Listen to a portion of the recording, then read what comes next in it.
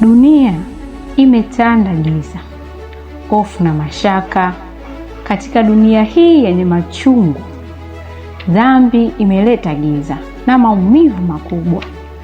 Mwanadamu amepotea, amejitenga mbali na uso wa Mungu na hana uwezo wa kuweza kujiokoa mwenyewe. Hakika mshahara wa dhambi ni mauti, bali karama ya Mungu ni uzima wa milele ulio katika Kristo Bwana wetu. Lakini Mungu kwa upendo wake mkuu hakutuacha.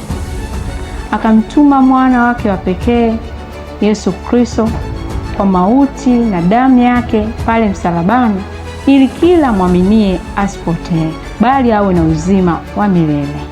Hakika Yesu ndiye njia, kweli na uzima. Kwa wasioelewa, neema ya wokovu katika Kristo kwao imekuwa upuuzi, yaani upuuzi kabisa. Kristo alikufa kwa ajili yetu tungali wenye dhambi, kwa maana kwa moyo mtu huamini hata kupata haki, na kwa kinywa ukiri hata kupata wokovu. Ndugu yangu, rafiki, Mungu anakupenda hivyo ulivyo kabisa. Wewe ni wa thamani sana.